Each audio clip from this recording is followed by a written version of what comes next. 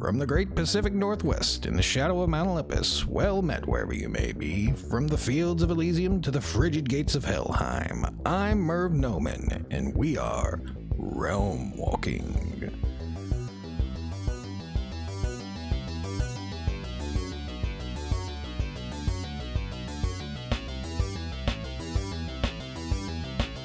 Coming up on tonight's program, medium Cordelia Hamm will be with us to discuss psychic phenomena and afterlife communication. But first, what they don't want you to know, with our special news correspondent, Richard Head. What have you got for us tonight, Dickie?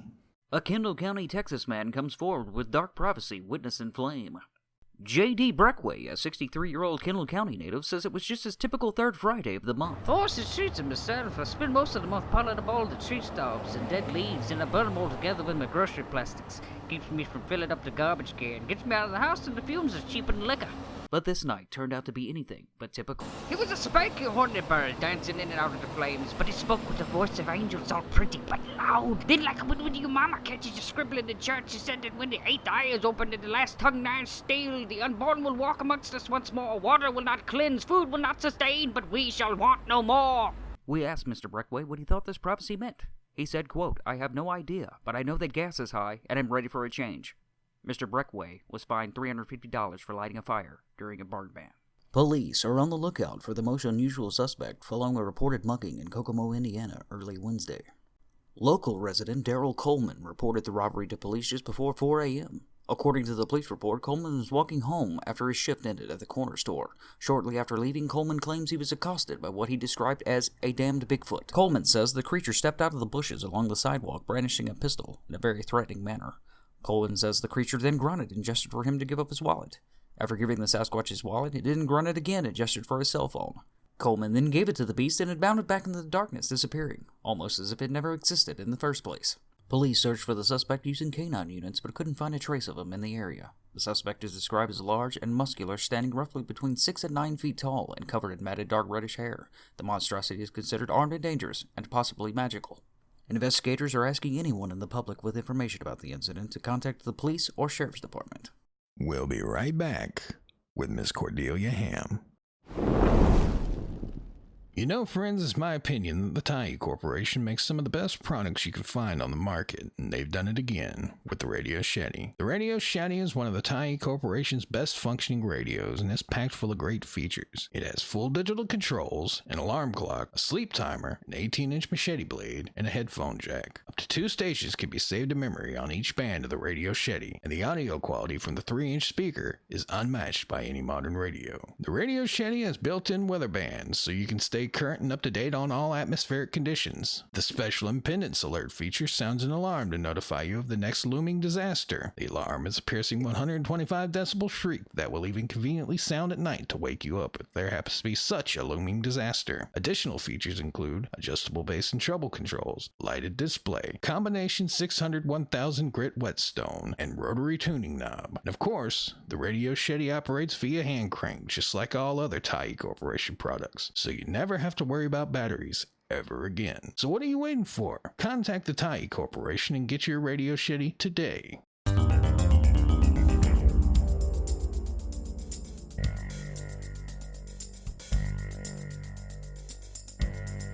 With us tonight, renowned psychic medium Cordelia Hamm is here to discuss her experiences in psychic phenomena and contact with the dead. Delia, it's great to have you back on the show. How have you been? Wonderful, Merv. It's great to be back. Thanks for having me. Good, that's great. So, Delia, what is it you do exactly? I'm a psychic, Merv. You know this. That's why you got me on. We've talked about it before. Yes, Delia, I'm aware of that. I would just like you to explain it to the audience in case we have some new listeners who aren't familiar with the program.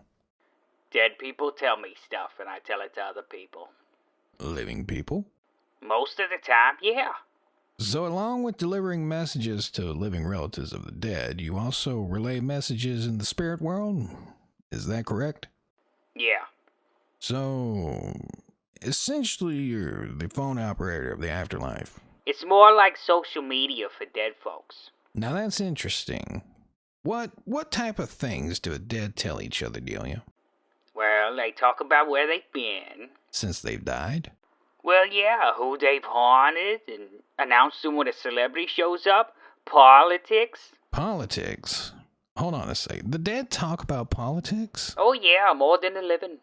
Well, what do they have to say? There are world leaders there from the beginning of time, and they all have opinions, every single one of them, Merv. It's worse than the Twitters. We don't have time to get into it. That's too bad. We're gonna have to do a whole show on that one day. Sure. Delia, when did you first know you had these abilities? When I was about 4 and my cat Franklin died. Well, that sounds terrible. Did you know Franklin was going to die? Could you sense it from his aura? No, not exactly. He died about a week earlier. He was hit by a truck in front of our house, and Daddy ran out to the truck and confronted the driver, and they got into a nasty scrap right in the road. Some things happened, and the man ended up hitting his head, and Daddy had to go away for a while. I witnessed the whole thing from the front yard. Mother and I had to bury Franklin ourselves. Jesus, Delia? Anyway, he showed up in my room one night not long after that, looking just the way he had right before the truck ran him over. He just kind of stayed after that. So let's get this straight. You still see Franklin? Yeah, he's my spirit guide. Franklin is my conduit between this world and the next. If it weren't for him, I wouldn't be able to do what I do. Well, that's amazing. How's this work? Does Franklin whisper things to you, or is it some kind of... No, Franklin's just a cat. He can't speak, honey. I get it. I see. He's just a conduit to the other side. Dead people tell me what I need to know. So it's just like you and I talking right now. Exactly. None of this wishy-washy stuff about the auras or feelings. They just sit down and talk like a friend you haven't seen in a while. Well, do they seek you out, or do you call them to you? Oh, he goes both ways, honey. If they have a message to put out, they come looking for me. If I need them, I call them. Do you ever just wish you could turn it off? Just say, no more, not today. I'm done. Go talk to someone else. At first I did when I was younger. I couldn't do anything without having a dead person pop in and ruin any moment. I'd be out with friends on a date and everything be going just fine, and then here comes some guy with his head tucked under his arm wanting to talk to me about the best way to grow tomatoes. Tomatoes? Yes. When the dead find a living person they could talk to, they latch on and talk to them about any little thing they could think of. But why a living person? Can they not talk to each other? It gives them a way to connect back to this world. They crave that. And what's that? Life. Okay. But I've been doing this for 64 years now, honey. I've learned to live with it. So it's like a non-stop revolving door of ghosts wanting to talk to you all the time. Yes, it's ruined my social life. I never married or had kids. Everybody thought I was crazy. Well, how's that? Well, when you're in the middle of a conversation with a person who isn't sensitive and you start talking to a dead person that they can't see, it's cues of you or who you are. All they see is me talking to the thin air, and they decide they'd rather not be a part of the situation. Yeah. Who needs the living when you got the dead? But anyway, you talked about a ghost walking around with his head under his arm. Do you see them as they died? And if so, can't that be a bit frightening? The dead can choose how they want to be seen. That guy just chose to appear like he was carrying his head around. For all I know, he died in his sleep, just wanted the other spirits to think he was some kind of a badass who died in an extravagant way. The dead aren't that much different from the living when it comes to things like that. Well, it seems people don't change too much in the afterlife, do they? Not at all.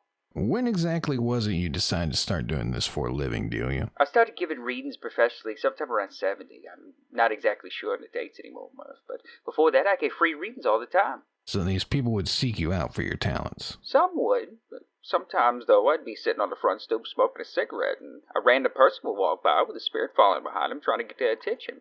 Obviously, the living person couldn't see the spirit, so I'd tell him what the dead person was trying to say. And you would do this unprovoked? Yeah, it's a kindness. Word spread quick about my abilities around the neighborhood. Well, I would imagine it did. What exactly are your goals here, Delia? What do you hope to achieve with this?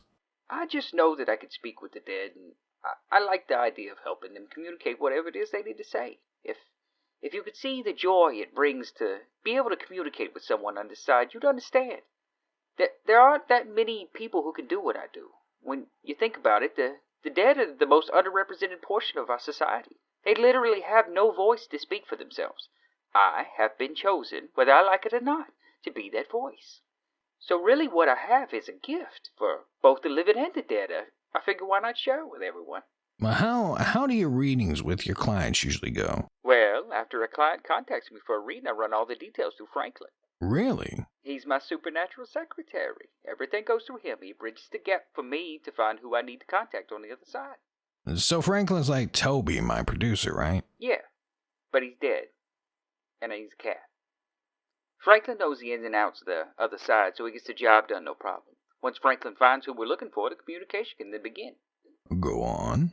Well, once the reading starts, it takes on a life of its own. You're at the mercy of the personalities of the living and the dead. I just do my part and pray that everything works out fine. It's not something you can really plan for. What types of readings do you do, Delia? Are they by phone or are they in person? Oh, I do both. I still do street readings when I go out to smoke, too. I think people enjoy it. You should never forget your roots, Merv. No truer words, Delia. Now, do you go to any of the big paranormal conventions or any of the other events around the country? Oh, yeah, I try to get to all of them. I love giving seminars for large crowds. It's great being around so many like-minded people. It's almost like having a real family. I love being able to go somewhere where people aren't giving me the side eye all the time, and the money don't hurt neither. I also do birthday parties. Now, Delia, before we go to break, could you give us a bit of a demo read? Maybe give me a read, just so the audience knows what to expect for open lines. Sure, Merv. It's no problem. Yes. Okay, Merv. You have a need for other people to like and admire you, and you seem to be quite critical of yourself. You know you have some personality weaknesses, but you're able to compensate for that without much of a problem. Merv, you have a considerable unused capacity that you have not yet taken advantage of. I mean, once you tap into that, the world's yours, buddy. You're a very disciplined and self-controlled person on the outside, but you tend to be worrisome and somewhat insecure on the inside. At times, you have serious doubts as to whether you made the right decision or done the right thing. You prefer a certain amount of change and variety and become dissatisfied when hemmed in by restrictions and limitations. You also greatly pride yourself as an independent thinker and do not accept what other people say without concrete proof. But you have found it hard to be your true self with other people. At times, you're outgoing, friendly, and good-natured, while at other times you're more reserved, wary, and withdrawn. Some people would say that some of your goals are a bit too ambitious, but you possess such a willful desire that they're easily obtainable for you. How's that, Merv? Was that close to the mark? That is incredible. You read me like a book, Delia. It's almost like you have a pre-made reading for everyone. How do you do it? It's a gift. It sure is, Delia. We'll be right back with psychic medium Cordelia Hamm and your phone calls right after this break.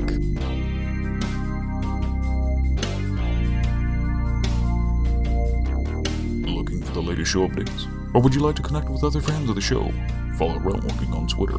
Go to twitter.com/realmwalking and click the follow button to be assimilated. Hey, what's up? Carol's birthday's next week and I don't know what to get her. Well, maybe I could help. But how? You're an idiot. I know. You should go to Spiders by Mail. Spiders by mail? What's that?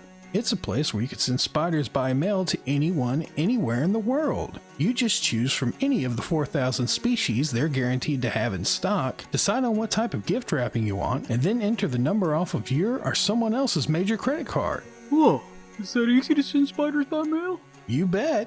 This is gonna be the best birthday ever. Carol's gonna love it. Spiders by mail.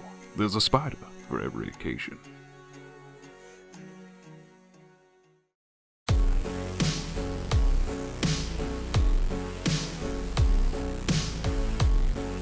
Here to take a walk. You're listening to Realm Walking with Merv Gnomon. We're back here on Realm Walking, and it's time to take your calls. North of the 33rd parallel, you're Realm Walking. Hi, Merv. Hi, Delia. This is Sean. I hope you're both doing good tonight. Just great. Wonderful, honey. That's good. Delia, I wanted to know if my dad... Oh, he's dead, sweetie. Yeah, he died 3 years ago. It was a heart attack. Actually, he was crushed by a vending machine trying to get a Clark bar unstuck. Well, he's telling me it was a heart attack. Maybe when the machine fell on him, he had a heart attack. I guess that makes sense. But what? Thank you, Shane, for your call. Delia, that is astounding. He didn't even know his father had died of a heart attack. He just assumed what had killed him was the 700-pound machine that had fell on him. That's why I love this work, mate. I get to give answers to people and bring them the closure they've been searching for in their situations. First-time caller line, you're Realm Walking. Merv, Yes, caller? the bananas are green. What's that now? The bananas are green, Merv. What do you mean the bananas are green? Well, that was an odd one. I think that was important. South of the 33rd parallel, you're realm walking. South of the 33rd, you're on the air. Hey, I'm here. Sorry, Merv. Delia, I was wondering. Caller, if please maybe- turn down your radio. I'm sorry. Let me turn it down. Sorry. Oh, okay, Delia. I just met this girl, and I was wondering if you could tell me if you see our relationship working out, because I think she could be the one. She's the one, honey. Just don't take the trip. Trip? What trip? Oh, you'll know. Believe me, you'll know. All right. Well, thanks anyway, Delia. Are you sure that she can't give me a little bit more detail? I just tell you what they tell me, love. Caller, you are realm walking. Hi, Delia. Hi, hon. I was just wondering if you could tell me if I've had any past lives. Yeah, you've had 13 past lives. I'm sure people always comment on how you're an old soul. Wow. Yeah? Well, you are. Your last life you were in China about 200 years ago. Oh, I always knew it was China. Do you know who I was? Your name was Gregory and you were a tree. What the fuck? Delia, you're a machine. You never cease to amaze. Madcap line, you're realm walking. Hey, Merv, where you go talk about that big feet? I get tired of this all this psychic mumbo-jumbo. Ain't none of this. I want to hear stories about aliens and such. I ain't wanting to hear this psychic lady prattling on about if you was a tree or something. Hey, if you so good, what the hell my damn keys? Tell me that, psychic lady. They're in the freezer. Well, let's just see about that.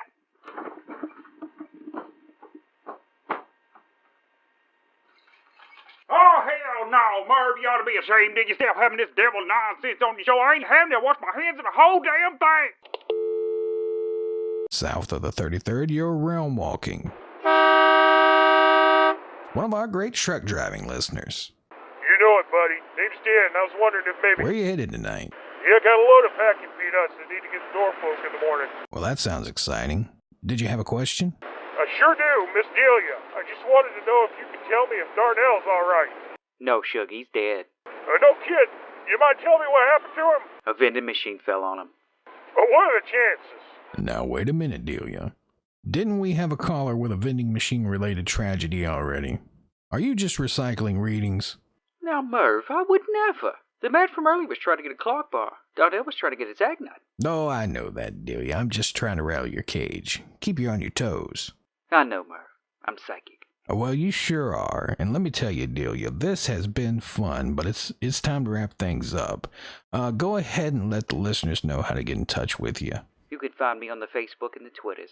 Or just think really hard. I'm sure I hear you. Thanks for your time, Delia. It was great having you on again. It was a pleasure, Merv. I've had a wonderful time. For Toby Singer, Chase Salmon, Richard Head, Riley Pitts, Michael Roch, Brandon Duvall, Megan Slayton, and Cedric Purcell, I'm Merv Gnomon. We'll see you on the next program. Until then, trust no one.